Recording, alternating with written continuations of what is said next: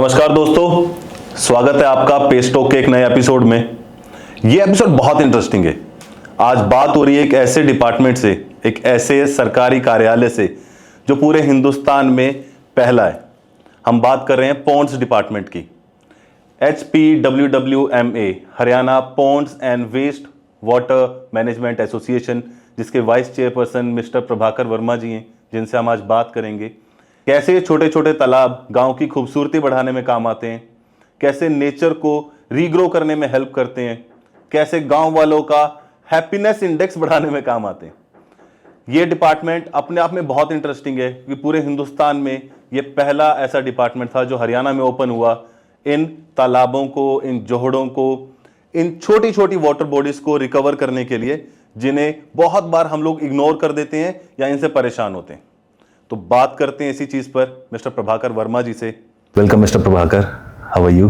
Fine, thank you very much. Sir thank you, आपने हमें time दिया टू डिस्कस अबाउट पॉन्ड्स। हम लोग चाहते हैं कि हमारी पब्लिक के लिए उनको समझ आए कि सरकार क्या क्या स्टेप्स ले रही है फॉर वाटर रिस्टोरेशन। और आपसे बेहतर इंसान मुझे नहीं लगा कोई बता पाएगा। हमारा सौभाग्य है कि आपने हमें मौका दिया इस विषय पर अपने जो व्यूअर्स हैं उनके समक्ष में पॉन्ड अथॉरिटी हरियाणा प्रदेश में क्या कर रही है तो उसको हम बता पाएंगे। बिल्कुल।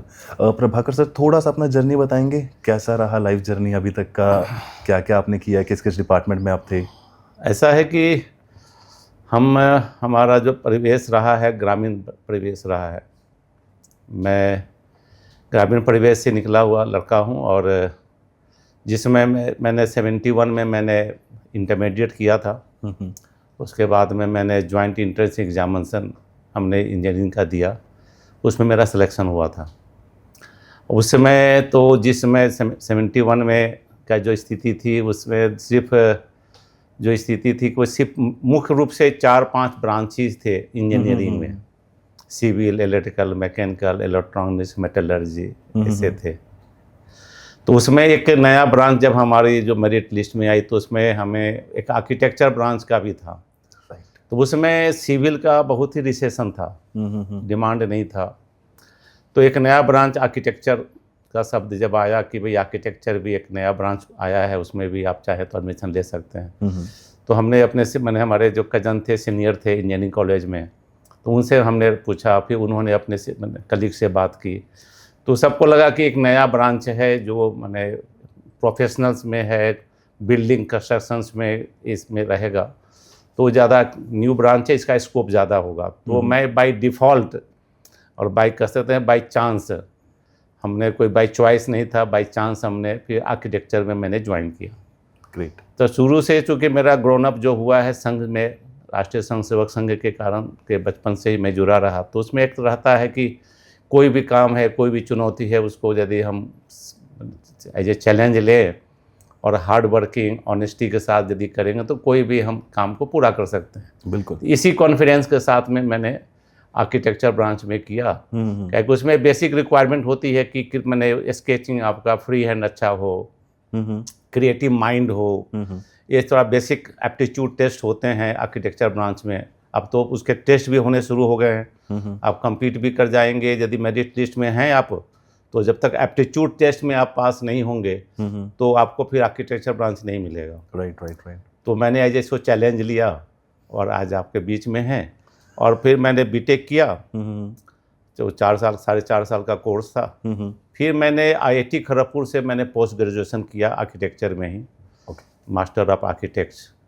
और वहाँ से मैं जब निकला तो फिर फर्स्ट मैंने ज्वाइन किया एक इंजीनियरिंग कॉलेज में।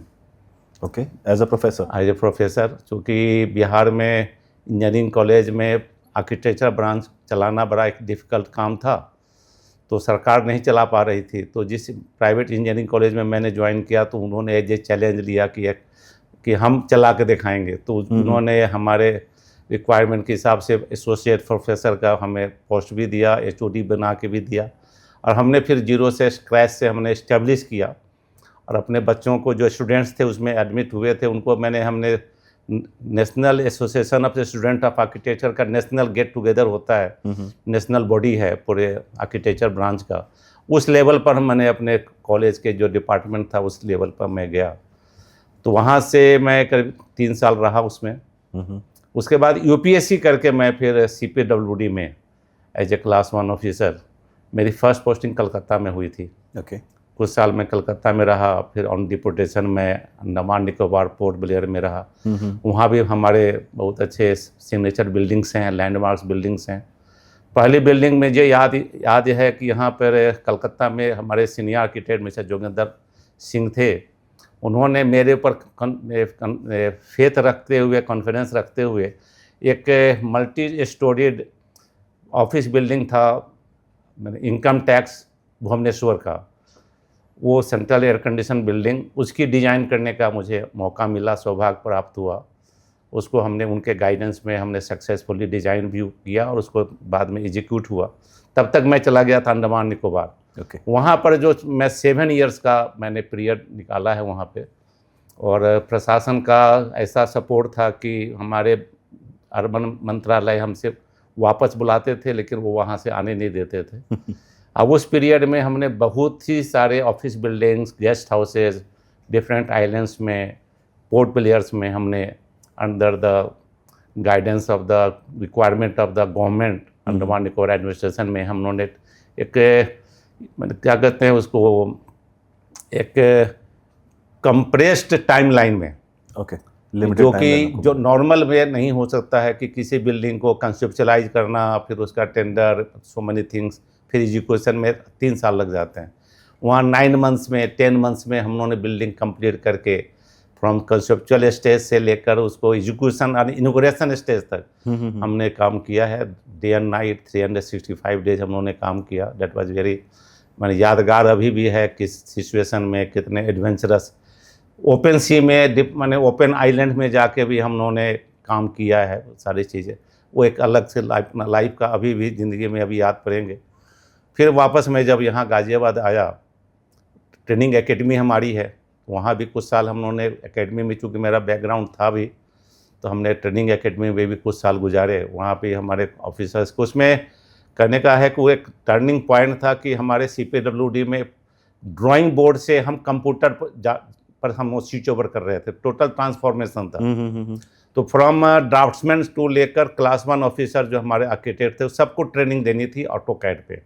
ओके। वो हरक्यूलियन टास्क, उनका मॉड्यूल बनाना है, अपने कस्टमाइज करना, ये भी सारे काम मैंने किया उस पीरियड में।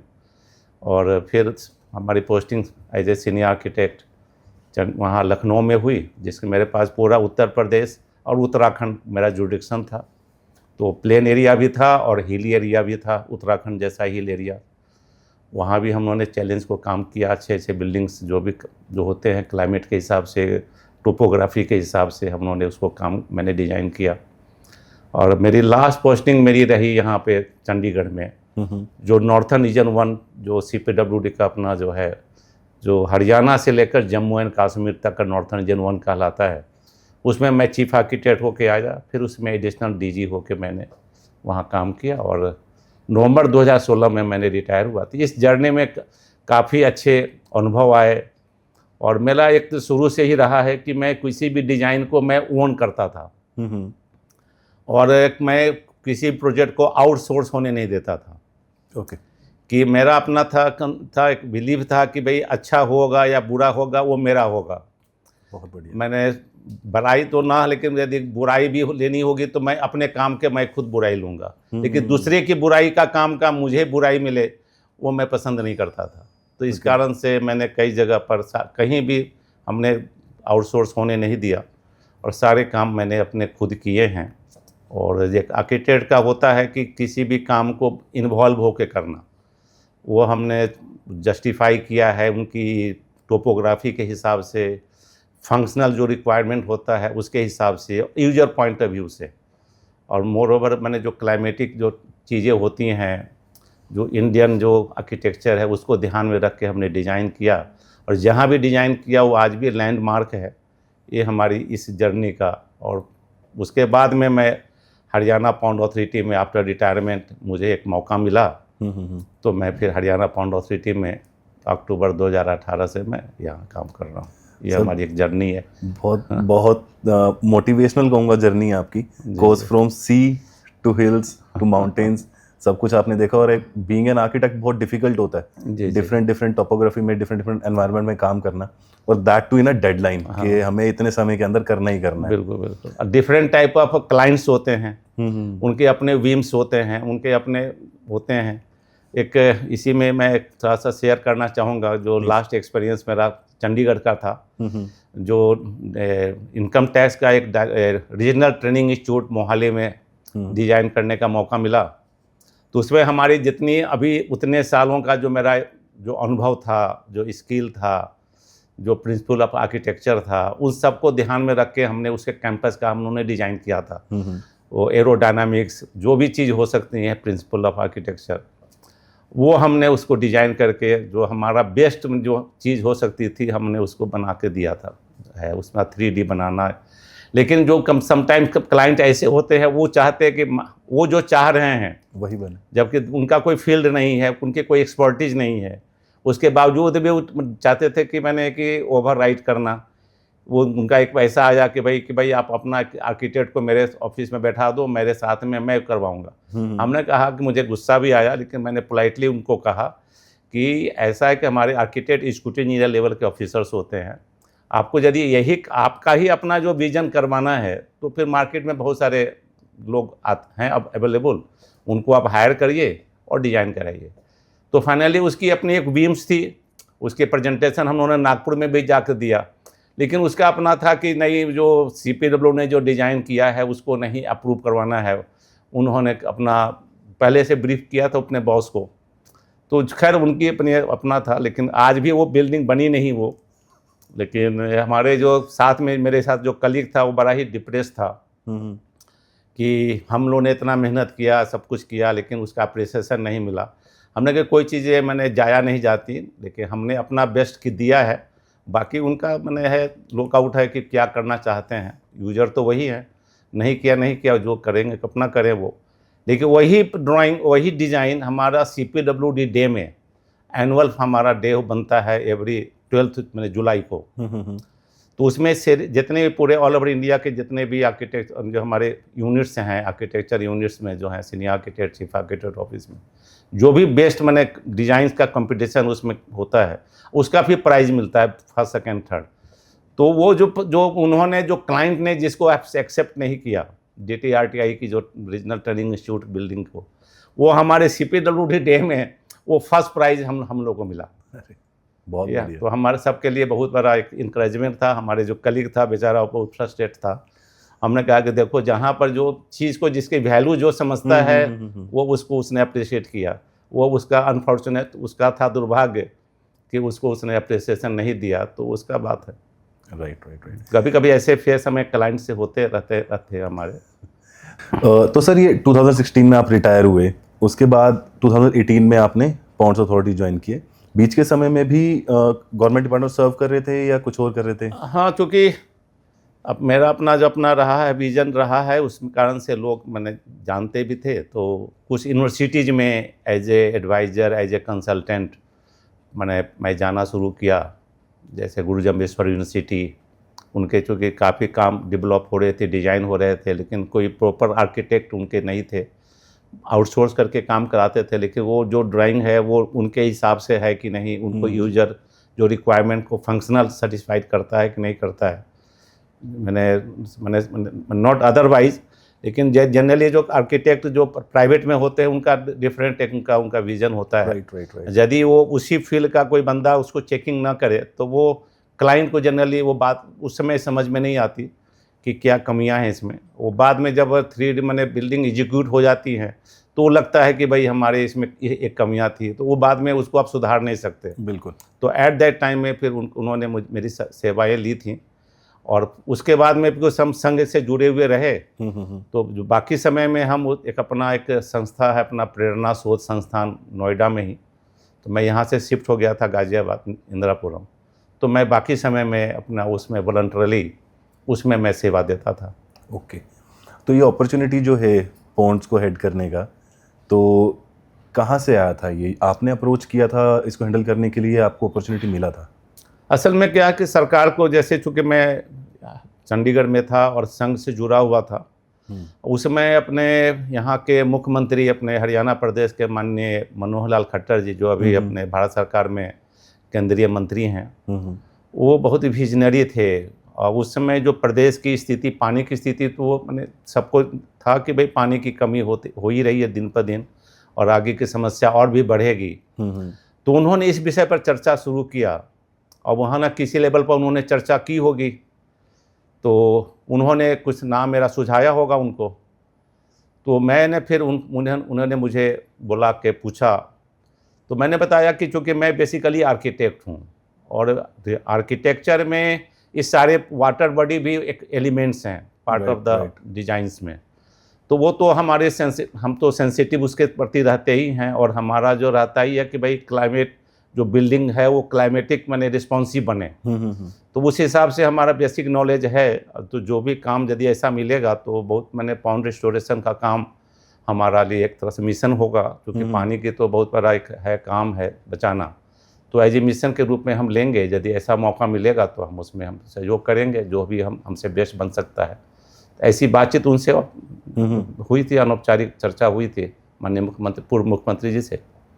और फिर बाद में जब मुझे अक्टूबर 2018 में जब एक कंस्टिट्यूट हुआ विधानसभा से, ये मैंने देश का पहला राज्य है हरियाणा जहाँ पर पॉन्ड अथॉरिटी बनी इसी काम के लिए। ये विजन माननीय मुख्यमंत्री, माननीय पूर्व मुख्यमंत्री मनोहर लाल खट्टर जी को जाता है कि ऐसे तो पहले भी जो तालाब बनते थे तो रूरल में पंचायती राज या इरिगेशन डिपार्टमेंट बनाते रहे हैं, लेकिन उन्होंने इस काम को कि भाई स्पेसिफिकली साइंटिफिकली सही ढंग से पूरा एग्जीक्यूट कर सके, इसके लिए उन्होंने पॉन्ड अथॉरिटी बनाई। उसका मैंडेट भी था कि Haryana pond and waste water management, waste water भी जो तालाब के अंदर आ रहे हैं, जो तालाब को गंदे करते हैं, और बड़ी पानी तो गंदा ग्रे वाटर तो आता ही है, लेकिन बाकी जो सॉलिड वेस्ट है वो भी तालाब को गंदा करता है। तो ओवरऑल एक कम्प्रिहेंसिव मैंने थिंकिंग हो, फोकस्ड प्लानिंग, डिजाइनिंग, एग्जीक्यूशन हो, तो उसके लिए उन्होंने पॉन्ड अथॉरिटी, ये देश का पहला राज्य था। आज भी यदि कोई गूगल पर यदि पॉन्ड अथॉरिटी सर्च करे मोबाइल पे, तो सिर्फ one and only Haryana pond authority ही आएगा, और कोई not other than any authority. तो उसमें हमारे, तो हम लोगों ने उसमें किया था, उसमें तो मौका मिला। तो चूँकि पानी ऐसा चीज़ है, तो एज ए मिशन ही है, उस सबके लिए, जीवन के लिए है, चाहे पूरा प्रकृति ही के लिए हो, चाहे जीव जंतु हो या लिविंग हो या कोई भी हो, तो उसके लिए बिना पानी का सब कुछ मैंने बेकार है। तो वो इतना बहुत बड़ा कॉज था जो हमें मौका मिला, और उस मौका का हमने लिए हम काम कर रहे हैं।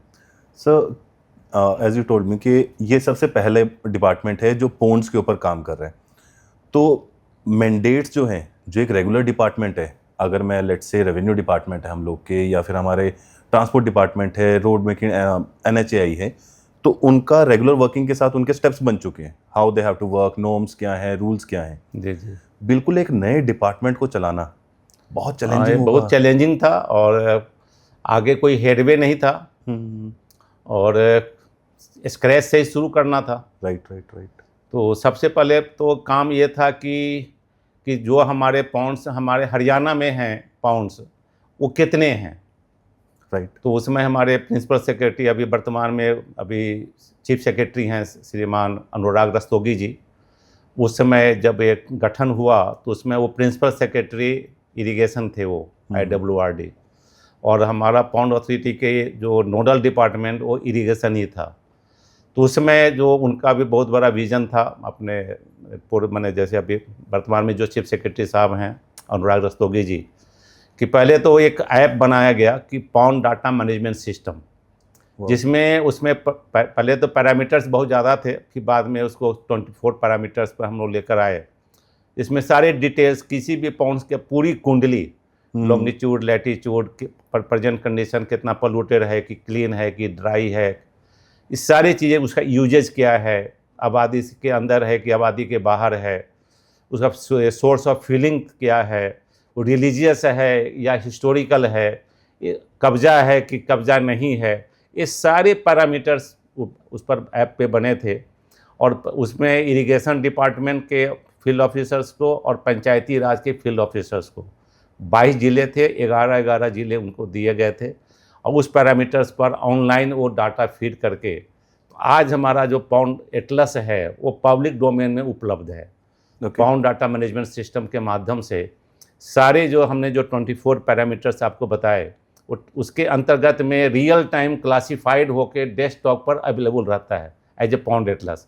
एनीबडी, कोई भी पब्लिक है वो अपने उस पाउंड एटलस में जाकर जो पब्लिक डोमेन में उपलब्ध है वो किसी भी अपने ज़िले का, किसी भी तहसील का, कि अपने गांव का, उस तालाब की कितने हमारे गांव में तालाब हैं, उसका क्या प्रेजेंट कुंडली है, स्टेटस क्या है, कि कितने पर काम चल रहा है, कितने काम कंप्लीट हो गए, ये सारी चीज़ें।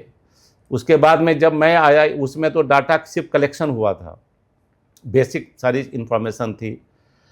और सबसे बड़ा टास्क था कि जो एग्जीक्यूटिंग बॉडी है हमारे, तो उसमें था कि भाई कि पाउंड अथॉरिटी एक advisory, technical support, monitoring, supervising वाला रोल में रहेगा।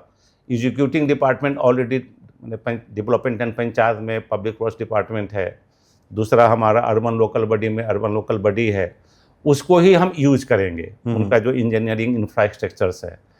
तो सबसे बड़ी हमारे लिए टास्क था, बेसिकली मैं तो आर्किटेक्ट था, उसमें बिना किसी ड्राइंग्स के पॉन्ड रिस्टोर होते रहे, उसमें बिना किसी ड्राइंग के क्योंकि उसमें कॉन्सेप्ट ही नहीं था। वो एक स्केच बन जाता था दिस बाय दिस।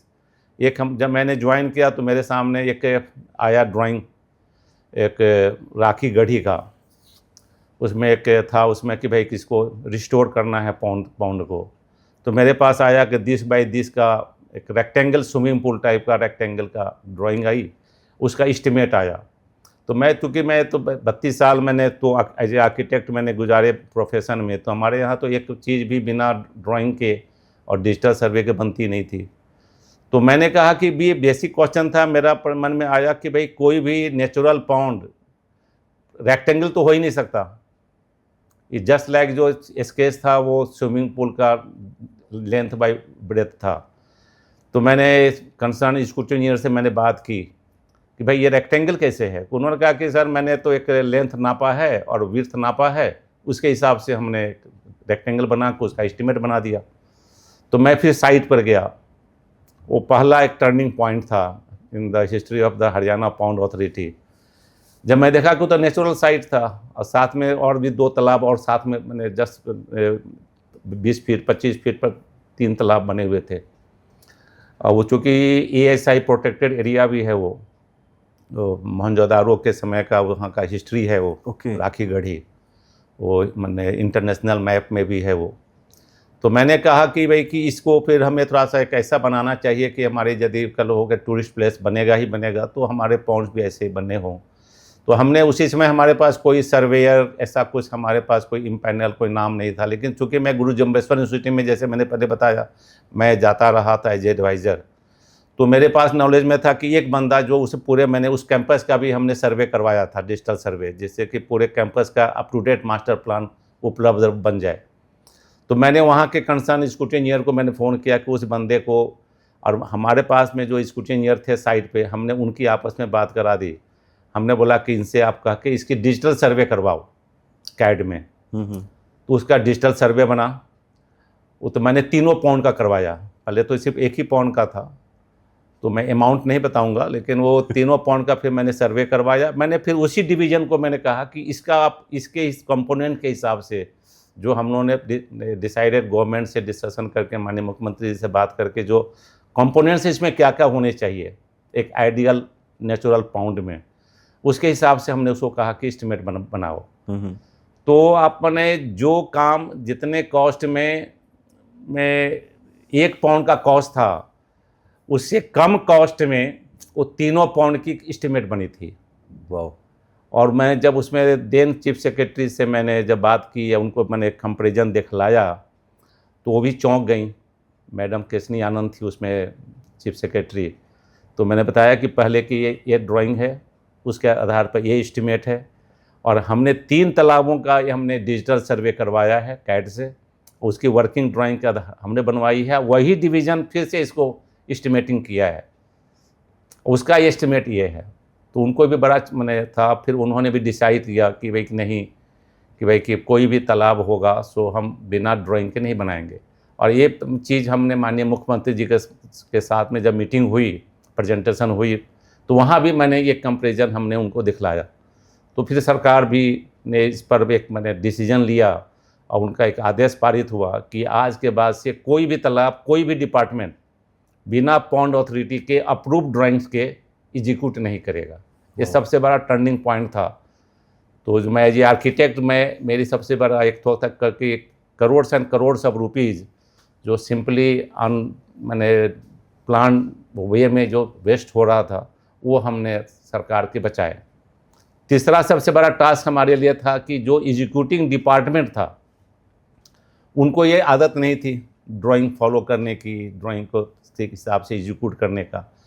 तो हमने उनको पहले कि आप इंजीनियर हो और इंजीनियर की तरह काम करें, इसके लिए हमने हर डिवीज़न में जाकर उनकी मीटिंग करते थे और उनका जो ड्राइंग हम डिस्प्ले करते थे और उनको हम बताते थे कि इससे आपको क्या क्या इसमें सुविधा होने वाली है। कि एक तो एस्टिमेशन में आपको एक्यूरेट एस्टिमेशन होगी, हर आइटम की एक्यूरेट क्वांटिफिकेशन हो सकती है। और जब आप एग्जीक्यूट कराएंगे तो उसका सुपरविजन भी, मॉनिटरिंग भी आप उस हिसाब से आप एग्जैक्टली कर सकते हैं। तो मैंने उनको पहले ये फील कराया कि आप इंजीनियर हैं और इंजीनियर की तरह काम करें। अब जैसे हनुमान जी ने को जो जामवंत जी ने समझाया था कि आप हनुमान हो जी, छलांग लगा सकते हो, जगाई थी उनकी। उसमें तो सारे चूँकि क्वालिफाइड हैं सारे, लेकिन शुरू से उनकी आदत नहीं थी। तो हमने उनको थोड़ा सा उनको अपने को पहचान में उनको बताया कि आप क्या हैं, और तब से लेकर आज तक हम ड्राइंग फॉलो कर रहे हैं। तो ये जो चीज़ें जो शुरू में हमारा डाटा बेस बना, फिर हमने ड्राइंग जो मेथोडोलॉजी हमने डिसाइड की कि हमारा ये जो कैड के थ्रू ही हम ड्राइंग बनवाएंगे। सभी पॉन्ड्स के जो भी हमने एक्शन प्लान में लेते थे उसकी डिजिटल सर्वे करवाते थे कि साइट फीचर्स क्या हैं, पॉन्ड की प्रोफाइलिंग क्या है, गंदा पानी के भी वाटर प्रोफाइलिंग भी हम करते थे कि वाटर की कहाँ कहाँ से गंदा पानी आता है, कितना आता है, साइड पर कोई एग्जिस्टिंग फीचर्स हैं क्या, उसको कैसे हम रिटेन करेंगे। कुएँ का कि यहाँ पे है, पहले कुएँ भी काफ़ी हैं, हाँ जी। तो कुएँ को भी हमें रिटेन करना था कि उसका भी एक्वाफर फिर हम चालू कर सकें। और उसका जो कैचमेंट एरिया है जिससे पानी हमारा बर्बाद ना जाए, तो उस कंटूर को भी यूटिलाइज करना। जब हम वर्किंग ड्राइंग हम जब एनालिसिस करते थे डिजिटल सर्वे की, तो उसके लिए हमने इम्पैनल एजेंसी हमने किया सर्वेयर्स की, अब उनको हमने चेक लिस्ट दिया और उस चेक लिस्ट के हिसाब से वो काम करते थे, हमें सबमिट करते थे कि ये काम हमारे 20 काम हैं, ये चेक लगा के कि ये सारे काम उसमें डिजिटल सर्वे में हो गए, या वर्किंग ड्राइंग्स में ये सारे जो चेक लिस्ट हैं वही आपने कर दिया। उसके आधार से हमारी ड्राइंग यहाँ से अप्रूव होती थी और हम फिर डिवीजन्स को, जो रिस्पेक्टिव डिवीजन्स हैं उनको हमने भेजना शुरू किया और काम उस हिसाब से फिर आगे बढ़ा। विलेजर्स ने किया सर सपोर्ट इस चीज़ में? शुरू में हमें वो भी एक बहुत बड़ा एक हर्डल था कि शुरू में जो उनकी वो देखा था, जो उनको था कि भाई हर तालाब में retaining wall, stone pitching, red stone pitching होती थी। और सडनली मेरे लिए मैंने था पहला काम मिला था क्योरक, कैथल में एक क्योरक का विलेज है, क्योरक महाग्राम है, उसमें करीब 34 एकड़ का तालाब है, वो बहुत बड़ा तालाब है। वहाँ पर पहले से ही ड्राइंग बनी थी और PWD, हरियाणा PWD ने ड्राइंग्स बनाई थी, लेकिन उसमें भी वही पुराना कॉन्सेप्ट था रिटेनिंग वॉल, स्टोन पिचिंग जो पहले का चलता रहा होगा। तो करोड़ों के एस्टिमेट थे उसमें। तब तक पॉन्ड अथॉरिटी में इस पिक्चर में आ गया था ना। इसी जर्नी में भी एक दूसरा एक डिफ़िकल्टी तो आई थी कि जब एग्जीक्यूशन का समय जब आया, क्या कि जब चूँकि विलेजर्स के पाले में जो पहले अनुभव थे वो डिफरेंट थे पहले से, कि हर तालाब के ऊपर में स्टोन पिचिंग होना है, लाल पत्थर लगने हैं, रिटेनिंग वॉल लगने हैं। उसके बिना तालाब उन्होंने कभी देखे नहीं, सारे तालाब ऐसे ही बनते रहे पहले। तो जब एक पहला जो काम हमने शुरू किया वो क्योरक में, कैथल डिस्ट्रिक्ट में क्योरक महाग्राम है, वहाँ पे उसकी ड्राइंग पहले PWD हरियाणा ने बना रखी थी, डिजिटल ड्राइंग थी कैड में, लेकिन उसमें वो कंपोनेंट्स वही थे जो पहले प्रयोग होते थे। उसमें भी स्टोन पिचिंग थे, सारी चीज़ें थी। तो करोड़ों के एस्टिमेट थे उसके हिसाब से, क्योंकि 34 एकड़ का तालाब था वो। तो उसमें जब इंटरवीन पॉन्ड अथॉरिटी जब इस डिस्टेंस में आ गया तो हमने उसको इंटरवीन किया, और मैं उसमें इनिशियल स्टेज में ही था 2018 के आसपास में ही, अब नवंबर दिसंबर के आसपास में। तो मैंने फिर उस ड्राइंग, मैंने जब साइट पर गया देखा, फिर उसके बाद में मैंने ड्राइंग की पर्सनली जाके PWD हरियाणा से मैंने वो ड्राइंग सॉफ्ट कॉपी ली। उसमें मेरे पास कोई अभी, उसमें तो जस्ट स्टार्ट था, स्क्रैच में हम लोग थे, तो हमारे पास कोई इन हाउस, हमारे पास कोई आर्किटेक्ट और ड्राफ्ट्समैन नहीं थे। हमने बाहर से एक आर्किटेक्ट को हायर किया, और उसको मैंने फिर अपने जो कंपोनेंट्स के हिसाब से, जो एक्चुअली नेचुरल होने चाहिए पॉन्ड्स, उसके हिसाब से हमने ड्राइंग मॉडिफाई कराई। अब उस मॉडिफाइड ड्राइंग को हमने फिर साइट पर इशू किया। जब उस साइट पर काम शुरू हो गए, काम कंप्लीट होने लगा, तो जब भी हम जाते थे साइट पर तो गांव वाले घेर लेते थे, 100-150 सारे बड़े बुजुर्ग सारे आ जाते थे, भाई आपने कुछ नहीं किया, सारा पैसा खा गया, ये हो गया, कोई स्टोर नहीं लगा, कोई रिटर्निंग वॉल नहीं लगा। तो उनको समझाने में बड़ी समस्या होती थी, बहुत समझाना पड़ता था। हमने कहता था कि बाबूजी आप हम लोग की बात मानिए, हम लोग पॉन्ड अथॉरिटी सरकार ने इसी काम के लिए बनाई है कि पहले जो होते थे उससे और अच्छा बने। फिर मैं बताता था कि पानी के अंदर में जितने भी जीव जंतु हैं, उसका चूँकि सबको जानकारी नहीं है इस बारे में कि भाई जो पानी में रहने वाले जीव जंतु को ब्रीडिंग के लिए ज़मीन चाहिए, और जब तक ज़मीन नहीं मिलेगी वो ब्रीडिंग, उसकी ग्रोथ नहीं होगी। और वो जो वाटर प्यूरिफिकेशन में, क्लीनिंग में, ट्रीटमेंट में उनका भी बहुत बड़ी भूमिका होती है। बिल्कुल। तो अननोइंगली हम सुंदरता के लिए स्टोन पिचिंग लगा देते हैं, रिटेनिंग वाल बना देते हैं, तो उसका यदि ग्राउंड से जब संपर्क टूट जाता है तो वो ग्रोथ बंद हो गया। अब कुछ महीने के बाद में धीरे धीरे उसमें अलग ही डेवलप होने लगती है, पानी गंदा होने लगता है, क्योंकि सेल्फ प्यूरिफिकेशन बंद हो जाती है। बिल्कुल। तो ये बात उनको मैं समझाना शुरू किया। और दूसरा उदाहरण देना शुरू किया, जहाँ जहाँ बने हैं पहले से, वहाँ की जाके स्थिति देखिए कि वहाँ की अब तालाब की स्थिति क्या है। वहाँ आप पैर भी नहीं रखेंगे, बाकी तो बात छोड़ दीजिए, नहाने का और हाथ छूने का, पैर भी आप नहीं रख पाएंगे। तो आप हम लोग पर फेथ रखिए, क्योंकि सरकार का विभाग है, हम लोग इसी काम के लिए हमारा प्राधिकरण बना है। आगे यदि आपको लगेगा कि नहीं इसमें नहीं ठीक है, तो सरकार को ही, तो हम लोग है ही हैं, सरकार भी है ही है, तो हम लोग आगे जो ठीक करेंगे। तो शुरू में बहुत ही हमें कठिनाई होती थी गाँव में, उनको ये समझाने में, माइंड सेट को चेंज करने में कि अब पत्थर की ज़रूरत नहीं है। और बाद में जहाँ जहाँ मवेशी जिस तालाब में जाते थे, तो वहाँ पर है कि मवेशी किसी भी जगह से निकलने की कोशिश करते थे। तो फिर हम उन्होंने कहा कि हम स्टोन मैसनरी तो लगाएंगे, लेकिन हम ड्राई लगाएंगे। वो भी हम 50% जो नीचे से लोअर साइड से हम 50% जो हमारा एम्बैंकमेंट का जो स्लोप है, उसमें हम उन्होंने फिर CM साहब के पास विषय गया। फिर हमने उनको ये बात बताई कि यदि हम ड्राई, हम बोल्डर्स यदि हम चिपका देते हैं तो उसके अंदर में पोर्स खुले रहेंगे, तो अर्थ से कांटेक्ट बना रहेगा, नेचुरल रहेगा। तो ये बात को भी मैंने CM साहब ने भी अप्रिशिएट किया, और एक हमारा एक गाइडलाइंस बन गया, जहाँ जहाँ भी मवेशी हैं और उसका वहाँ रिक्वायरमेंट यदि है, तो हम ड्राई स्टोन पिचिंग करेंगे, उसमें विदाउट मोर्टर सीमेंट, पक्का नहीं करेंगे। तो उसके कारण से भी हमारा जो नेचर का जो है वो हमारा बायोडाइवर्सिटी मेंटेन भी होता था, और उनकी जो जो रिक्वायरमेंट भी थी वो भी हम फुलफिल कर पाते थे। तो इस तरह के चीज़ें हम लोगों ने डेवलप किया है।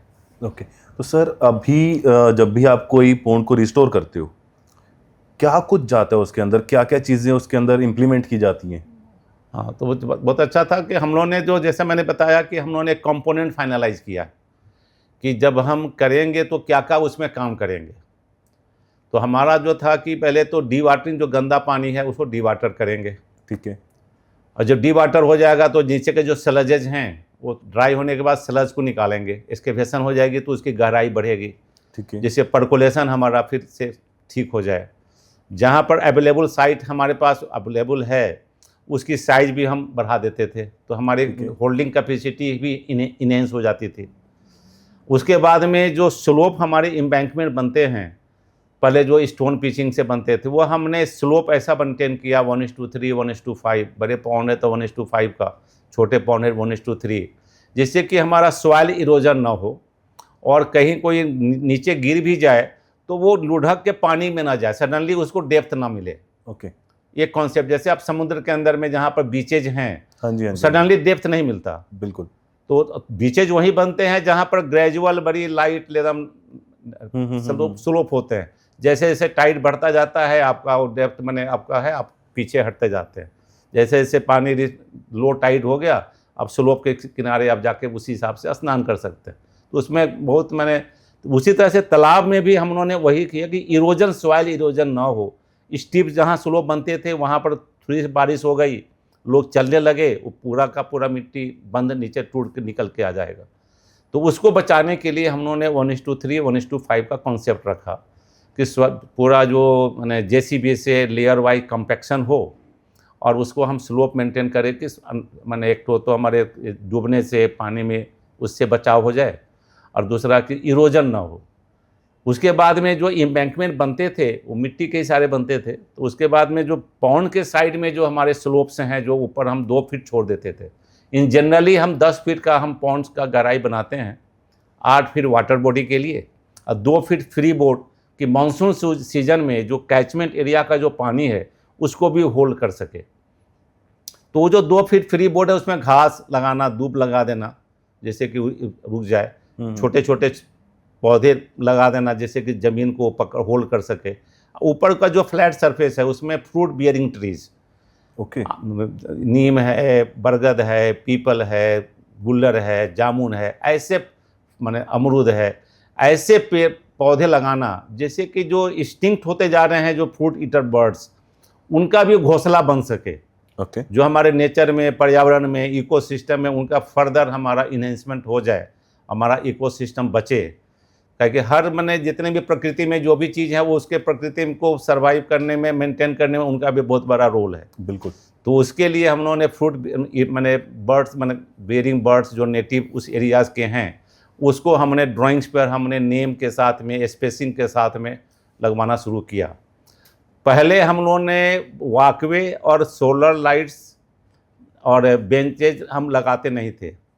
वॉकवे हम बनाते थे कि जहाँ जहाँ भी अवेलेबल स्पेस है तो कंक्रीट के जो ब्लॉक्स होते हैं उसके हम वॉकवे बना देते थे, इवनिंग वॉक, जैसे कि इवनिंग वॉक कर सकें। प्लांटेशन हमारा था। 2 आइटम बाद में जुड़े जब मैंने माननीय मुख्यमंत्री जी ने कहा, पहले था कि पहले हमें मेन काम है कि पॉन्ड को रिस्टोर करना है, तो वो हमारा टारगेट हम मीट करना शुरू किए। तो फिर बाद में हुआ कि भाई बैठने की व्यवस्था वहाँ हो जानी चाहिए और लेट आवर में भी, इवनिंग आवर में भी ज़रूरत पड़े तो बैठ सके, तो सोलर लाइट्स की व्यवस्था हो। तो इस कारण से ये सारे कंपोनेंट्स हमारे अप्रूव्ड हैं। इसके हिसाब से फिर माननीय मुख्यमंत्री जी जब अमृत सरोवर योजना मैं अब 2022 में माननीय प्रधानमंत्री जी ने, यशस्वी प्रधानमंत्री अपने आदरणीय नरेंद्र मोदी जी ने जब शुरू की, तो जब इसमें हुआ तो फिर जब हमारे अमृत सरोवर बढ़ने लगे तो जो हमने कंपोनेंट्स जो हमने अप्रूव किए थे पॉन्ड रिस्टोरेशन में, जो हमने अभी चर्चा की, वही कंपोनेंट्स, वही मेथोडोलॉजी, वही स्लोप, वही मैंने रेशियो गवर्नमेंट भारत सरकार ने भी गाइडलाइंस में वही सजेस्ट किए थे पूरे भारत में कि यही चीज़ें लागू होंगी जो पहले से हम फॉलो कर रहे थे। तो 1 मई से फिर अमृत सरोवर योजना, पहले तो हम आदर्श तालाब के रूप में हम काम कर रहे थे, अब उसी काम को चूँकि पहले से ही हम कर रहे हैं तो हमारे हरियाणा में थोड़ा सा काम आसान हो गया उसको फिर नंबर ऑफ एक्शन प्लान बनाने में। तो जब हमारे वो अमृत सरोवर योजना शुरू होगी तो पहले भी भारत सरकार का यही भी था कि जो मंत्रालय की तरफ से कि पहले का जो मेन काम जो है, जो डी वाटरिंग, डी सिल्टिंग और एक्सकेवेशन और एम्बैंकमेंट, ये यदि बन जाता है तो हम पॉन्ड रिस्टोरेशन मान लेंगे, अमृत सरोवर बन गया। बाकी जो प्लांटेशन है, वॉकवे है, क्या कि सडनली चूँकि सेटलिंग होने लगती है तो उसमें इमिडिएटली सब कुछ करना आसान तो दिक्कत होती है। तो हम लोगों ने बातचीत की तो उन्होंने कहा कि हाँ पहले ये 4 काम आप कर लें तो हम अमृत सरोवर में उसको काउंट करेंगे। अब सब्सिक्वेंटली प्लांटेशन का जब सीजन होगा तभी प्लांटेशन होगा, जब बंद थोड़ा सा सेटल हो जाएगा तभी उस पर हम वॉकवे बना सकते हैं। तो ऐसी चीज़ें तो फिर बाद में आई। तो फिर माननीय मुख्यमंत्री जी ने ये भी मैंने कहा, चूँकि हमारे वो अध्यक्ष भी हैं बाई पोस्ट, जो हरियाणा पॉन्ड अथॉरिटी के जो अध्यक्ष, माननीय अध्यक्ष हैं हमारे मुख्यमंत्री जी होते हैं, तो उनका भी मार्गदर्शन समय समय पर हमें मिलता रहता है। और उसके कारण से उन्होंने फिर इसको 3 तरह का उन्होंने कैटेगराइज किया।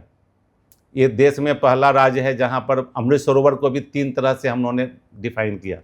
जहाँ पर 4 काम हो जाएंगे उसको हम अमृत बोलेंगे, ठीक है।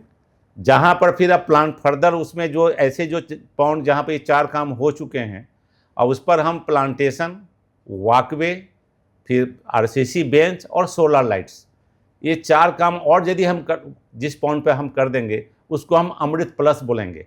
ओके।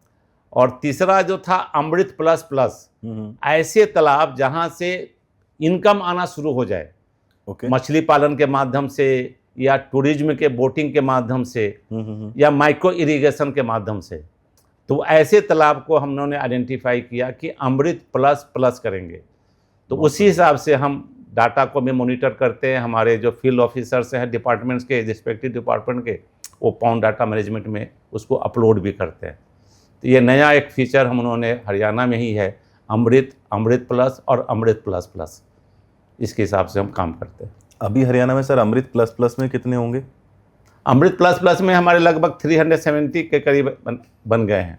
370? हाँ, उसमें कुछ में पीसी कल्चर का काम चल रहा है, किसी में माइक्रो इरिगेशन का भी काम हो चुका है। तीनों में से कोई भी काम हो गया वो हमारे पीसी मैंने अमृत प्लस प्लस में आ जाता है।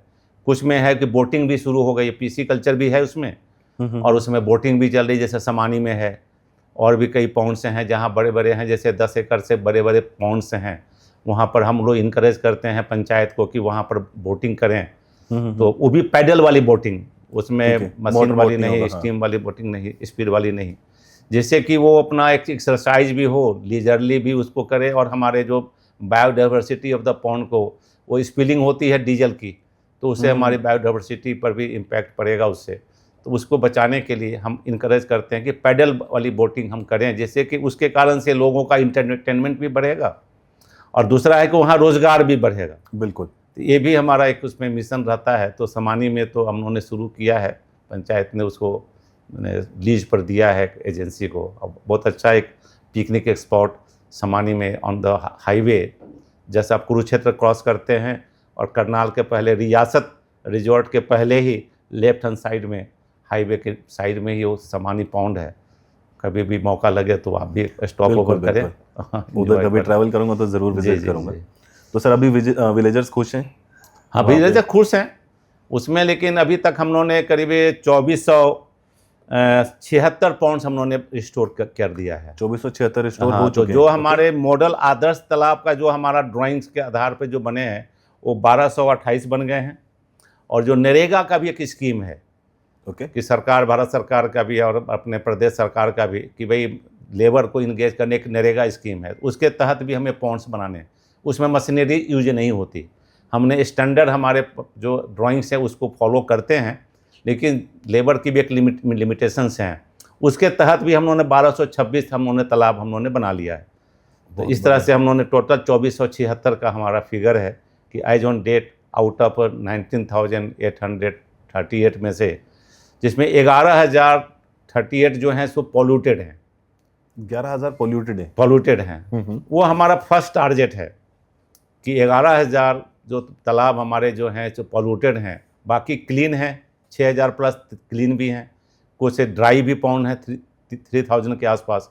तो इनको हम जो करेंगे कि पहले हम पॉल्यूटेड पॉन्ड है वो हमारी प्राथमिकता है कि उसको हम पहले ठीक करें। जब हम एक्शन प्लान बनाते हैं, वार्षिक योजना जब हम बनाते हैं, तो हमारे पास कई मैंने पैरामीटर्स हम देखते हैं। एक तो तालाब हमारा पॉल्यूटेड एंड ओवरफ्लोइंग पॉन्ड्स होने चाहिए। दूसरा है कि वो रिलीजियस और हिस्टोरिकल इम्पोर्टेंस के भी हो, एक ये भी हमारे पास क्राइटेरिया होता है। तो तीसरा हमारा है डार्क जोन, जो हमारे जो मैंने है जहाँ पानी का स्तर बहुत ही नीचे गिर गया है, वो भी हमारे ब्लॉक्स हैं। जैसे 22 जिले में 98 ऐसे ब्लॉक्स हैं जो डार्क जोन में आज आ चुके हैं। वो भी हमारी प्राथमिकता होती है कि उस ऐसे सभी ब्लॉक्स के हम अधिक से अधिक तालाबों को भी हम रिस्टोरेशन एक्शन प्लान में ले लें। तीसरा हमारा अगला जो है कि जो along the national highway of in the state के किनारे, जैसे मैंने कहा समानी है, ऐसे तालाबों को भी हम चिन्हित करते हैं कि मैंने हाईवे के 50 मीटर ऑन आइदर साइड यदि पॉन्ड्स हैं उसको भी हम रिस्टोर करें, जिससे शो केसिंग हो सके, पिकनिक स्पॉट स्टॉप ओवर हम क्रिएट कर सकें। इस तरह के भी हम लोगों ने प्रयास करके हम एक्शन प्लान में जोड़ते हैं। और अंत में है कि जो रिवर के अलोंग में जो पॉन्ड्स हैं, हमारे ट्रिब्यूटरी जो भी रिवर्स हैं, घग्गर है, सरस्वती है, मरकंडा है, ऐसे जो रिवर्स हैं जो बारिश के दिनों में, मानसून के सीजन में उनका जो सरप्लस वाटर है, यदि उनके अलॉन्ग में जो पॉन्ड्स हैं उनको भी हमारे पॉन्ड्स जो हम लोगों ने जियो मैपिंग, जियो टैगिंग। एक बात और मैं व्यूअर्स को बताना चाहूँगा कि हमारे 19,838 पॉन्ड टोटली 100% जियो मैप्ड और जियो टैग्ड हैं।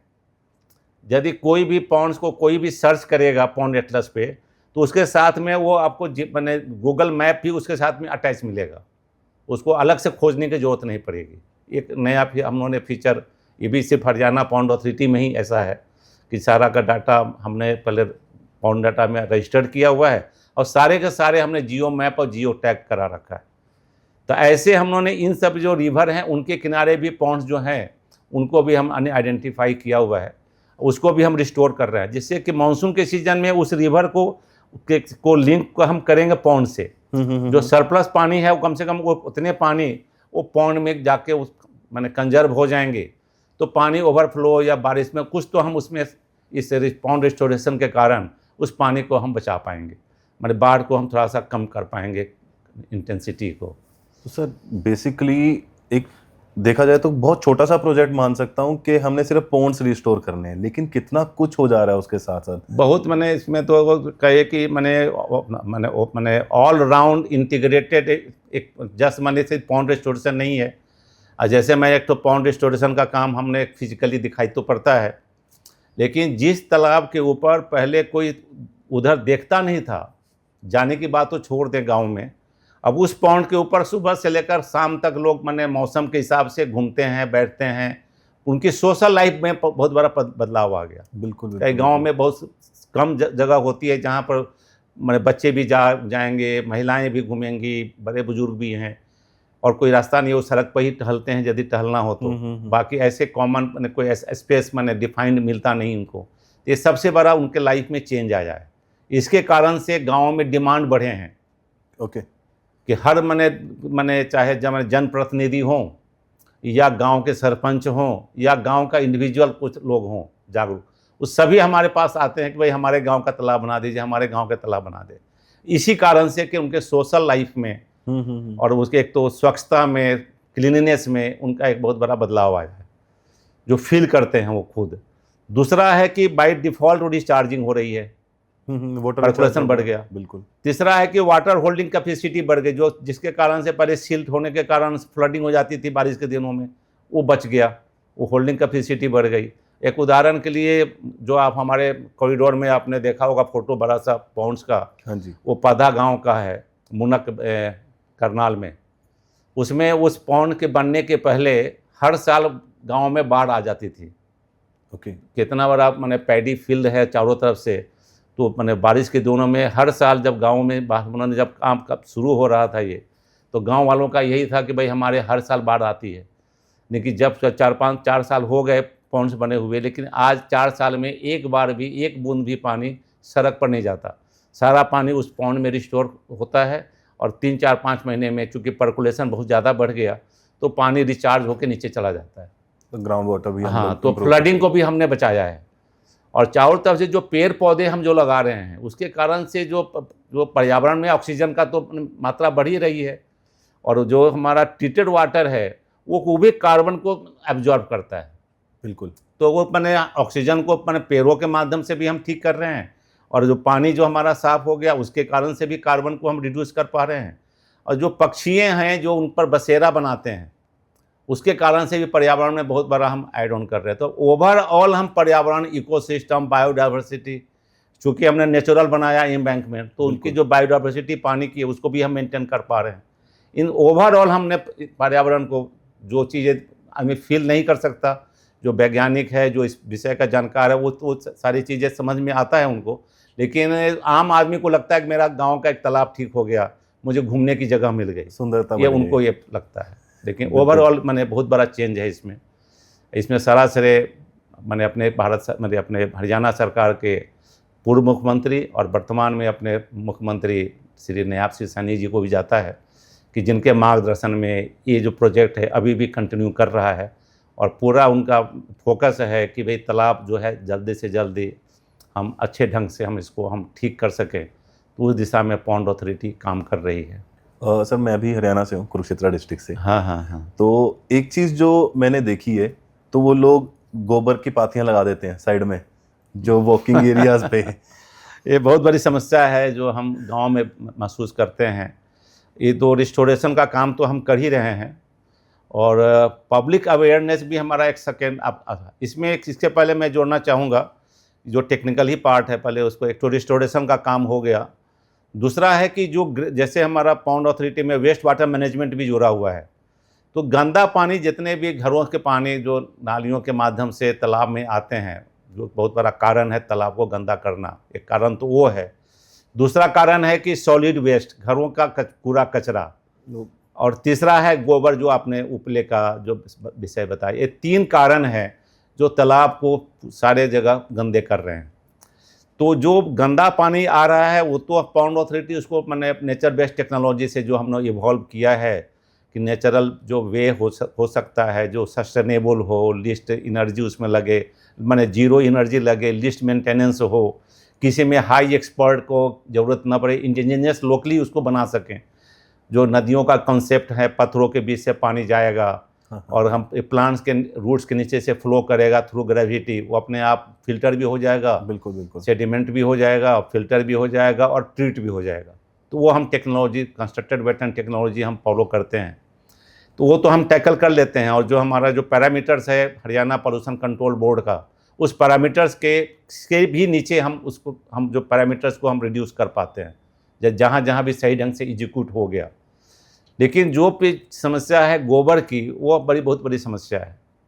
और उसके साथ में इंक्रोचमेंट की, हमने यहाँ पर करनाल में ही एक गांव का नाम गोंधर है, हाँ ऐसा कोई एक गांव है। तो वहाँ पर में ऐसी समस्या आई जब हम मंदिर के साथ में ही बहुत बड़ा पॉन्ड था, उसको हमने, तो लोगों का एक लालच ऐसा है कि जैसे वो हम लोगों ने एम्बैंकमेंट बना दिया, चौरस बन गई पॉन्ड, तो तुरंत उन्होंने पीछे का जो बाउंड्री था वो खिसका के वो अपना आगे बंद के ऊपर लेके आ गए।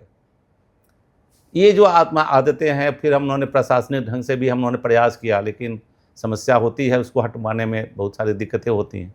दूसरा है कि उस चौरस जमन पर जो बंद है जिसको चलने के लिए बनाया गया, उन्हीं के लिए है, उसके ऊपर उपले डालने शुरू कर देते हैं।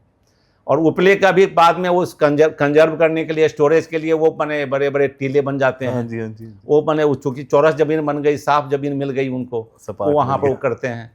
और कूड़ा कचरा भी, प्लास्टिक्स भी वहाँ पर तालाब के अंदर आने शुरू हो जाते हैं। सरपंच को भी हम इन्वॉल्व करते हैं, गांव के लोगों से भी बातचीत करते हैं।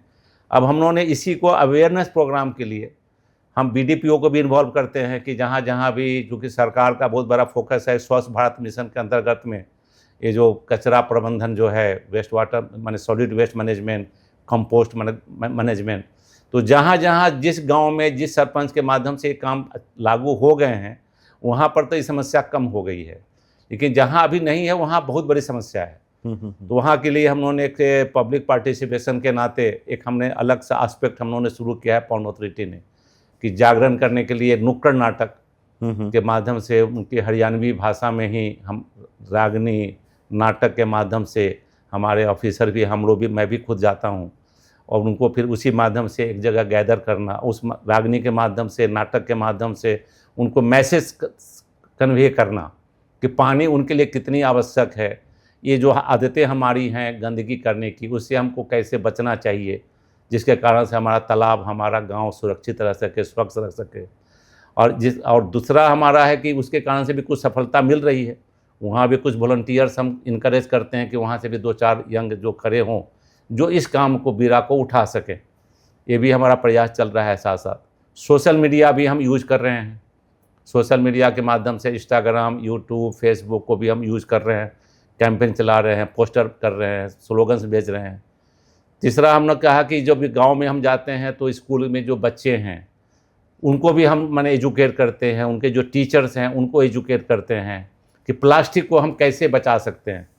प्लास्टिक जैसे कहानी में मैं सुनाता हूँ जिन्न का, कि जिन्न रूपी जो हमारा प्लास्टिक है उसको बोतल के अंदर में दोबारा कैसे बंद कर सकते हैं, उसका रीयूज कैसे हम करेंगे। उन जो रंगीन हमारा बोतल बन गया, ब्रिक्स बन गए, तो उसका हम कैसे कैसे प्रयोग कर सकते हैं। अपने दिनचर्या में पानी को कैसे बचा सकते हैं, क्योंकि टीचर्स महिलाएं भी होती हैं और बच्चे भी होते, उनको पानी को कैसे बचाना और बचे हुए पानी को कम से कम पेड़, हमने उनको कहा कि भाई आपकी प्यास बुझ गई, अब लगा कि भाई उस पानी की हमारी उपयोगिता नहीं रही, तो आप पानी को कहीं भी फेंक देते हो, तो आपकी प्यास तो बुझ गई, वह अब बाकी बचे हुए पानी से वो जो माने पेड़ प्यासा है, पौधा प्यासा है, उसकी भी प्यास बुझा दिया करो। तो ऐसे कुछ उदाहरण बनाकर प्लास्टिक को कैसे हम उसको हम कंट्रोल कर सकते हैं और अपने बगीचे में सुंदरता भी बढ़ा सकते हैं।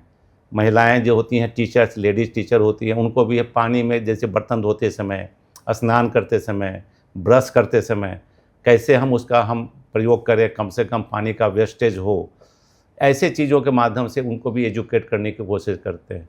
एक और भी हम लोगों ने काम प्रयास किया यूनिवर्सिटीज़ में। ओके। यूनिवर्सिटी के बच्चों को भी हैं, जो भी हमारे प्रदेश में जो यूनिवर्सिटीज़ हैं, उनके बच्चों में वीसी से, उनके वाइस चांसलर से बातचीत करके, कुलगुरु से बात करके हम लोग उनके में वर्कशॉप करते हैं, प्रेजेंटेशन देते हैं कि भाई पॉन्ड अथॉरिटी कब बनी, क्यों बनी, कैसे बनी, क्या कर रही है और अब तक क्या किया है, और उसमें उनकी क्या भूमिका हो सकती है।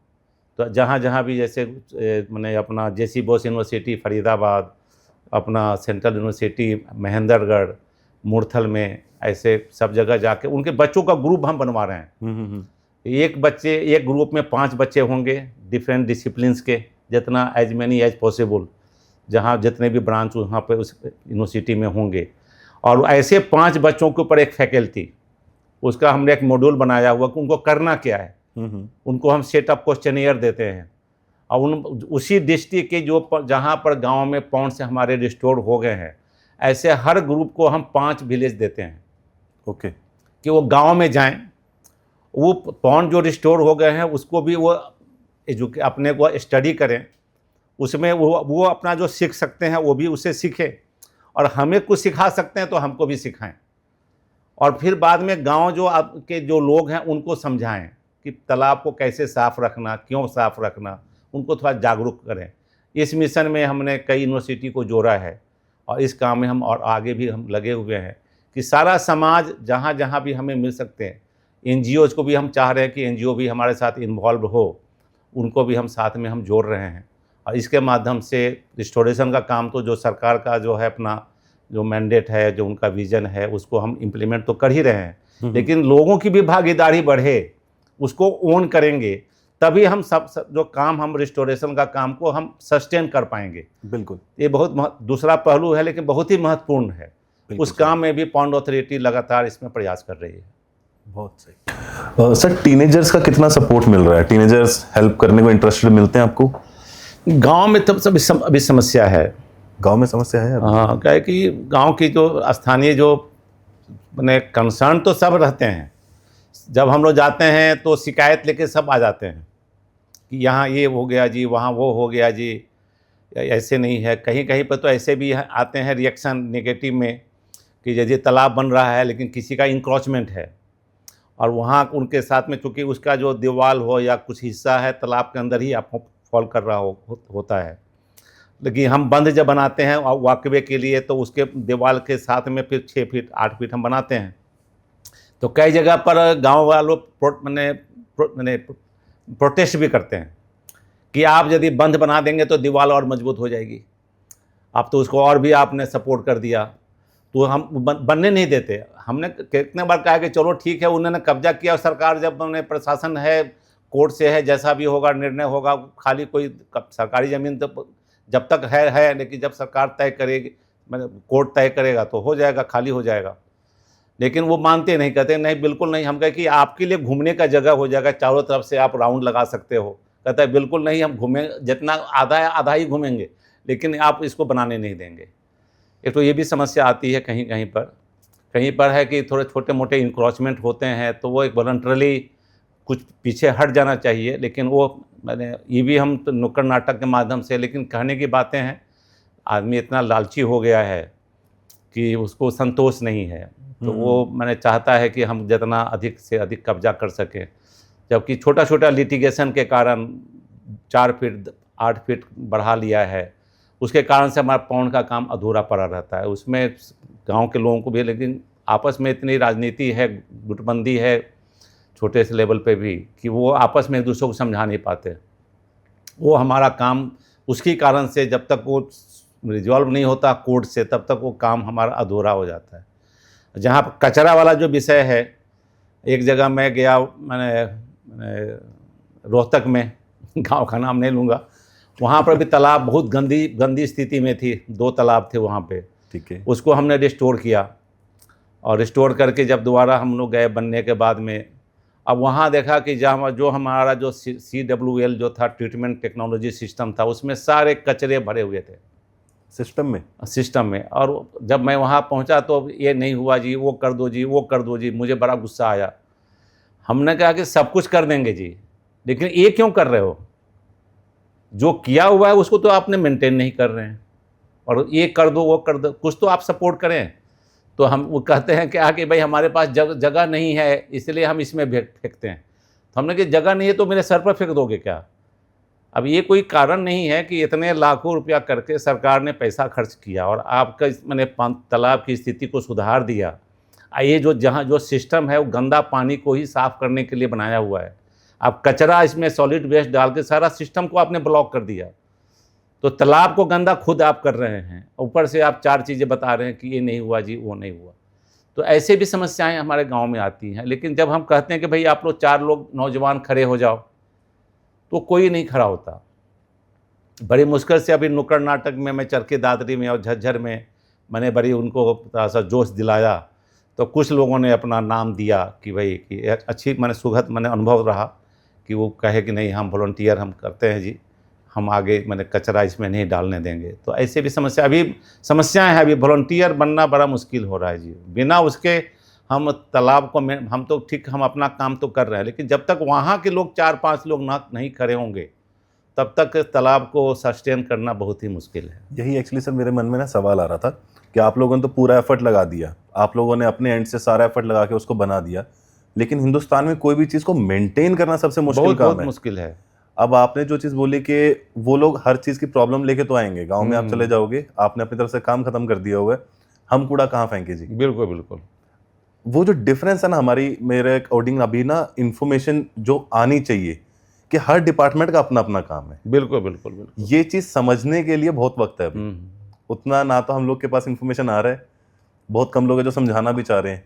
तो मैं वही, हम जब अपना नुक्कड़ नाटक के समय में जब हम बोलते हैं तो उनको यही समझाते हैं कि अपना कर्तव्य का पालन करें, कि जब तक अपना कर्तव्य नहीं समझेंगे। अब असल में हमारे यहाँ दुर्भाग्य, अधिकार सबको चाहिए, उसके बारे में सब मैंने बहुत कॉशस हैं कि हमको ये नहीं मिला जी, हमको नहीं मिले। कि करना क्या है, संघ में अपना एक अभी 7वीं वर्ष प्रारंभ हो गया है और अभी 2 अक्टूबर को 100 वर्ष पूरे भी हो जाएंगे। तो संघ ने समाज में एक जागरण करने के लिए पंच परिवर्तन का विषय लिया है। ठीक है।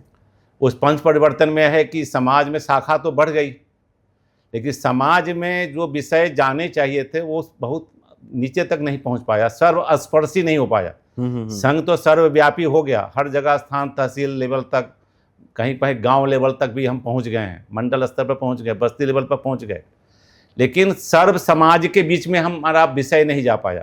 तो उन्होंने 5 बिंदु बताए हैं।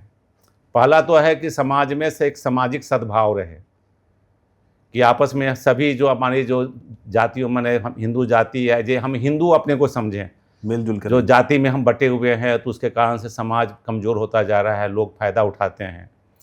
तो जब तक समाज जब एकजुट होगा तो उसके कारण से समाज मजबूत होगा, और जो भी आप चाहेंगे देश के हित में आप कर सकते हैं। बिल्कुल। तो सामाजिक सद्भाव के कारण भी बहुत सारी, जैसे एक शमशान घाट संघ हमेशा इसको लिए कहता है कि एक शमशान, एक मंदिर, एक मैंने कुआं, तीनों चीज़ें एक होनी चाहिए समाज के लिए। लेकिन अभी भी इतने सालों के बाद भी 21वीं सदी में भी अभी कई शमशान मिलते हैं गाँव में, मंदिर मिलते हैं, पीने के लिए अलग व्यवस्था बनती है। तो ये बड़ा ही दुर्भाग्य है। ये हमें जब तक समाज में जागरण नहीं होगा, हर लोग नहीं समझेंगे इस विषय को, तो हम अलग अलग, ठीक है जाति व्यवस्था बना रहे, लेकिन कम से कम ये सब विषयों पर हमारा एक रूपता रहे। इसको ये नहीं लगे कि मैं तो इससे अलग हूँ, मैं उससे अलग हूँ। एक तो ये विषय है, उसके लिए भी संघिक स्वयंसेवक प्रयास करते हैं, कार्यक्रम कर रहे हैं। दूसरा विषय है वो नागरिक कर्तव्य, कि हम अपना कर्तव्य समझें। अधिकार तो अपने आप मिल जाएगा। बिल्कुल। तो कई जगह मैं उदाहरण देता भी हूँ कि भाई घर में माँ है, कोई भी महिला है, उसको कोई अधिकार एफिडेविट और रजिस्ट्रेशन करके नहीं देता। उसकी सेवा इतनी है, 24 घंटा परिवार के बारे में चिंता करना, सबके बाद में सोना, सबसे पहले उठना, सबसे बाद में भोजन करना।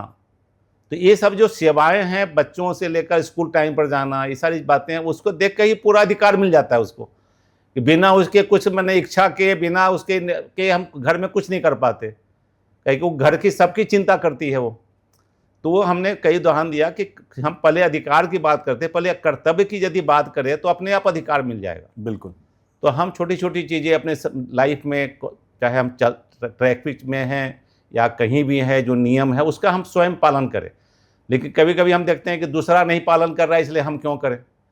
लेकिन हम क्या होना चाहिए कि मैं पालन करूंगा तो मुझे देख कर दूसरा भी पालन करेगा। बिल्कुल। ऐसा उदाहरण प्रस्तुत करना चाहिए। जनरली रात में जब हम गाड़ी लेके चलते हैं तो देखते होंगे कि रेड लाइट है लेकिन कोई नहीं है, तो सर से गाड़ी, मोटरसाइकिल, कार, एक्सीडेंट भी काफ़ी होते हैं। लेकिन एक गाड़ी यदि रुकी हुई है तो बाकी भी देखते भाई चलो एक रुका हुआ है। तो मैंने अपने चालक को एकदम सख्त निर्देश दिया हुआ है, मैं कभी किसी अपने चालक को कभी ओवर स्पीड के लिए कभी बोलता हूँ, ठीक है हम आधा घंटा लेट से पहुँचेंगे लेकिन चलेंगे पहले उसी हिसाब से कि हम समय पर पहुँचें।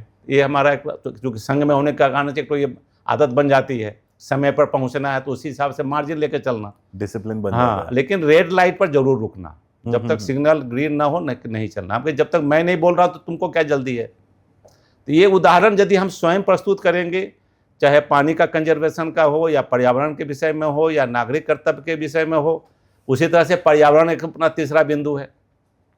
हर व्यक्ति यदि पर्यावरण की चिंता करेगा, जो जहाँ जो है, जैसे भी है, जैसी भी भूमिका उसकी है, उसमें यदि वो पर्यावरण की चिंता कर रहा है, माने हवा, भूमि और जल, इस तीनों की यदि चिंता कर रहा है, वो अपना कुछ न कुछ योगदान देगा तो पर्यावरण अपने आप ठीक हो जाएगा। बिल्कुल। और चौथा भी है स्व आधारित, माने अपना जीवन शैली, ये भी अपना होना चाहिए कि अपने माने वेशभूषा के प्रति, अपनी भाषा के प्रति हम अपना कर्तव्य निभाना चाहिए इसको। ऐसा यदि हम करते हैं तो समाज में अपने आप परिवर्तन आएगा। इस तरह से पंच परिवर्तन का विषय को लेकर मतलब संघ ने भी पूरे समाज में इस विषय को लेकर जा रहे हैं, और हम लोग भी इस विषय को लेकर कि कम से कम अपना कर्तव्य तो समझिए। ये तालाब सरकार ने लाखों करोड़ों रुपया करके आपके लिए तालाब बना दिया, लेकिन इसको बचा कर रखना ये तो आपका कर्तव्य है। इसलिए तालाब जब हम जो रिस्टोर कर रहे हैं, उस तालाब को रिस्टोरेशन के बाद में जो संबंधित पंचायत है उसको हैंड ओवर कर दिया जाता है ऑफिशियली, ठीक है। जैसे कि वो अब जिम्मेदारी उस पंचायत की है। उसको यदि अब पंचायत शिकायत नहीं करेगा, गांव के लोग शिकायत सरकार से नहीं करेंगे कि भाई कि हाँ तालाब हमारा गंदा रह गया। अब जैसे हम लोग उस दिन मैंने पंचकुला में गए थे, एक स्कूल के साथ तालाब था, सरपंच भी थे, लेकिन तालाब के ऊपर सब कुछ बना हुआ है लेकिन इतनी जंगल है, घास जगी हुई है, कोई किसी को चिंता नहीं। इसका मतलब है कि लोग उस पर यूज नहीं कर रहे, उनको अब सारे पेड़ हमने बच्चों को लेकर हम लोगों ने स्वयं मिलकर उस सारे घास जो थे, पेड़ थे, वो हम लोगों ने हटाए, साफ किए, उसको किया। तो ये कार सेवा भी हम लोग इनकरेज करते हैं, प्लांटेशन भी।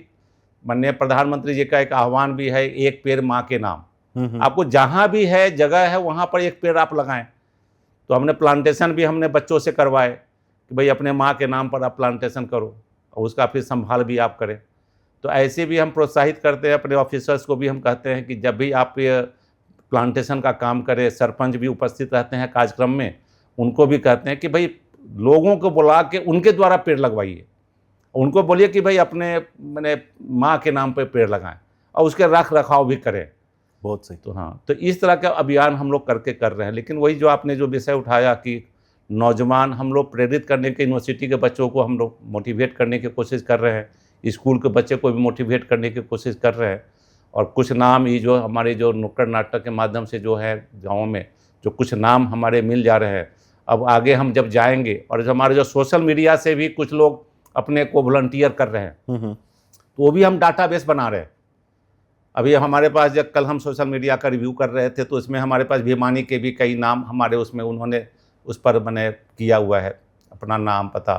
तो हमने उसको डाटाबेस से निकाल के हम जब भिवानी में अभी हमारा नुक्कड़ नाटक का कार्यक्रम है 23 तारीख को, तो हम उस बंधु से मिलेंगे और उनसे हम कहेंगे कि भाई आप 3-4 को अपने जो अपने लाइक माइंडेड है उनको भी अपने साथ जोड़ो। तो ये प्रयास जारी है कि धीरे धीरे हर गाँव में कुछ ना कुछ युवा हमारे साथ इस मिशन में जुड़ जाएँ।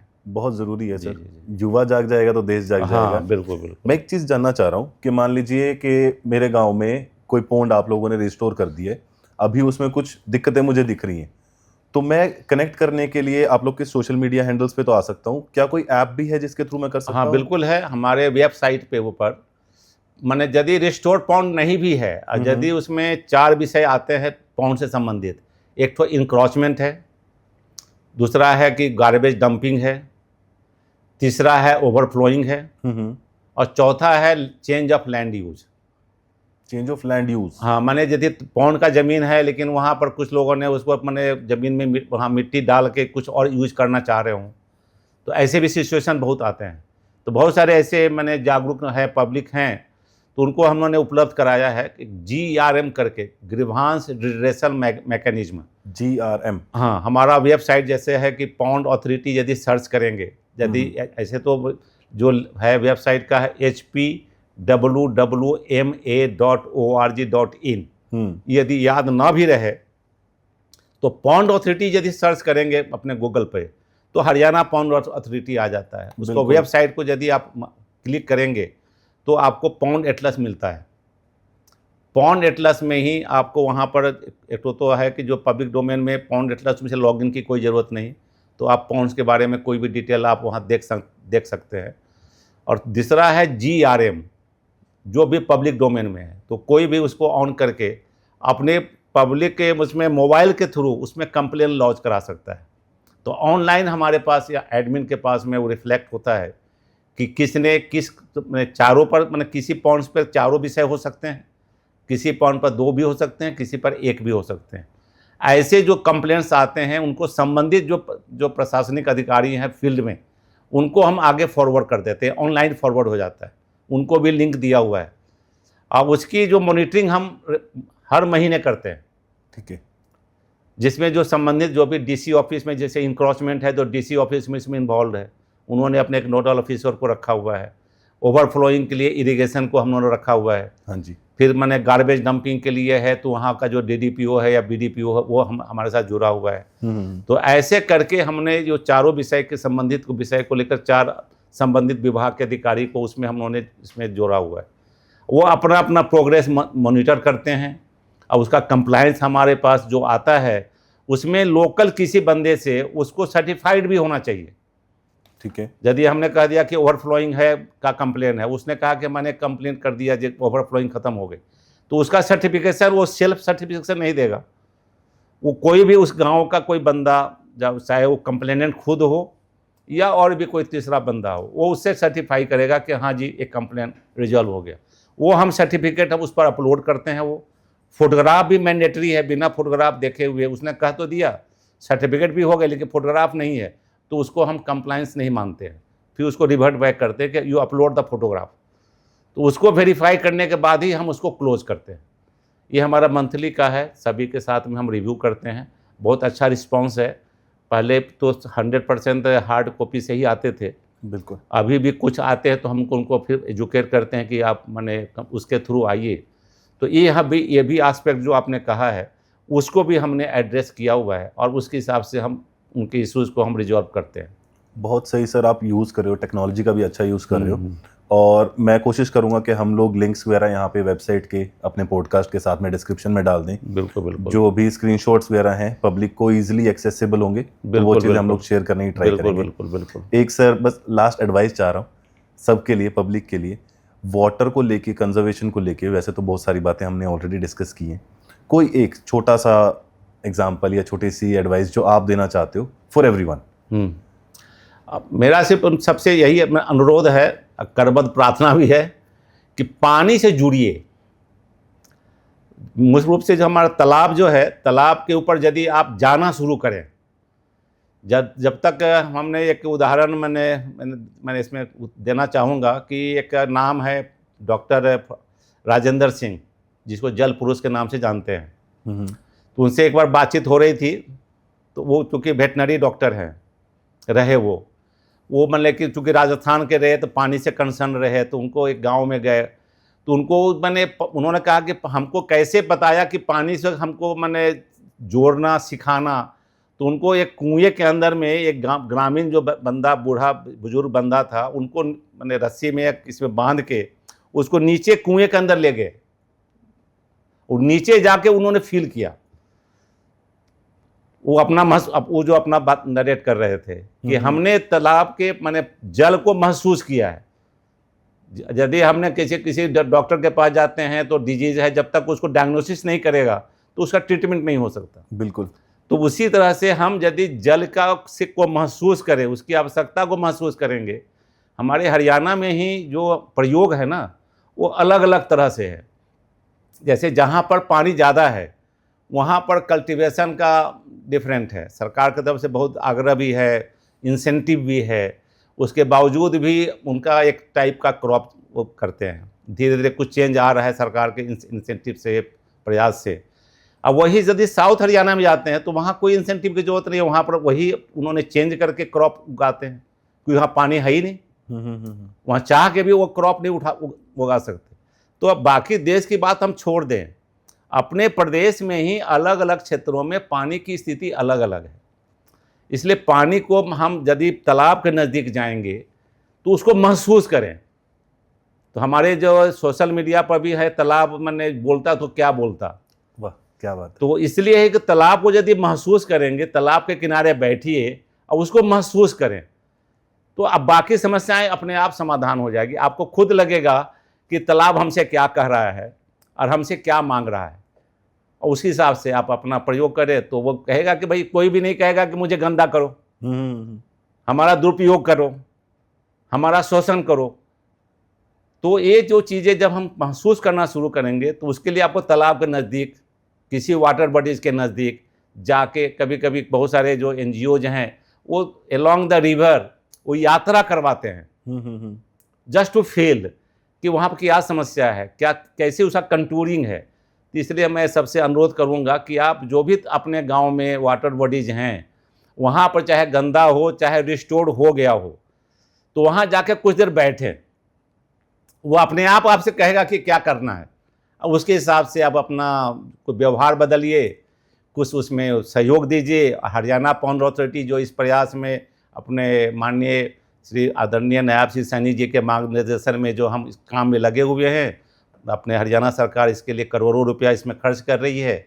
वो सफल हो सके, सस्टेन हो सके, वो लाइफ में आपके भी परिवर्तन ला सके, पर्यावरण में भी परिवर्तन ला सके, उसमें आपका भी एक प्रयास रहे, सहयोग रहे कि आप भी गर्व से कह सके मैंने अपने गांव के इस तालाब में मेरा ये योगदान रहा है। बिल्कुल सही। जैसे अपने आप बच्चे को भी कह सकते हैं, अपने कलीग को भी कह सकते हैं, तो एक उदाहरण बने, ये आपसे मेरा अनुरोध है। सर मेरे ना दो प्रश्न हैं साथ में। एक तो ये कि जो पॉन्ड्स के साथ जो हमारी आस्था जुड़ी हुई है, रिलीजियस पॉइंट पे जो पॉन्ड्स और तालाब की पूजा होती है हमारे यहाँ बहुत जगह पे, एक तो उसको ध्यान में रखते आप लोग कैसे काम करते हैं। दूसरा जो मैंने पहले भी आपसे पूछा कि बन तो जाता है, मेंटेनेंस नहीं हो पाती है, तो उसको मॉनिटर कैसे करते हैं। हाँ, दोनों विषय का मैं बारी बारी से जवाब देना चाहूँगा। पहले जो है कि हम मॉनिटर कैसे करते हैं। ये पॉन्ड अथॉरिटी जब हम बने तो पहला तो हमने जो ऐप बनाया था पॉन्ड डाटा मैनेजमेंट सिस्टम, जिसमें पॉन्ड्स के डाटा हमने सारे उसमें रियल टाइम हमारे पास डाटा रजिस्टर्ड होने शुरू हुए। जब मैंने ज्वाइन किया तो जब हमारा काम आगे बढ़ना शुरू किया तो हमने एक धीरे धीरे आपस में, मैं खुद अपने मन में कभी जिक्र होता है कि इसको और भी कितने हम इसको मैंने यूज़र फ्रेंडली बनाएं और कैसे इन्फॉर्मेटिव बनाएं कि हर जो चीज़ें हैं हमें टिप पर हमारे कंप्यूटर्स पे उपलब्ध हो जाएं। बिल्कुल। हर चीज़ के ऊपर हमें मैनुअली पेपर्स के ऊपर डिपेंड ना रहना पड़े। तो धीरे धीरे in process of time, passage of time, हमने हमारा जो आज के दिन में जो हमारा WMIS सिस्टम है वो मैंने कंप्लीट सॉल्यूशन है।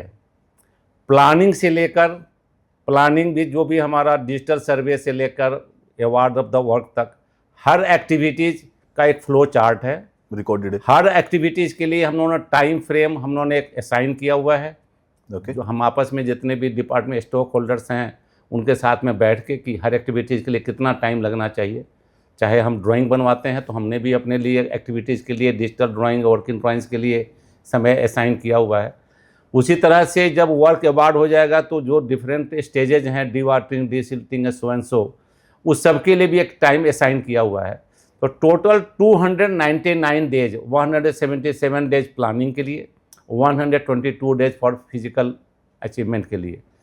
ये सारी चीज़ें हमारे MIS सिस्टम पर मॉनिटर होती है। यदि कोई भी activities beyond that period 25% late होता है, डिले होगा, तो येलो अपने आप ग्राफ में, जो वर्टिकल ग्राफ है वो येलो में आ जाएगा, ग्रीन से चेंज हो जाएगा। ठीक है। और यदि वो बियॉन्ड 25% चला गया तो रेड में शो होता है। और हम क्लिक करके हम किस मैंने सर्किल में किस डिवीजन में कौन सा पाउंड डिलेड है और उसके पीछे का कारण क्या है, कितने दिनों से डिले है, वो हम यहाँ से कंप्यूटर से बैठ के मॉनिटर करते हैं।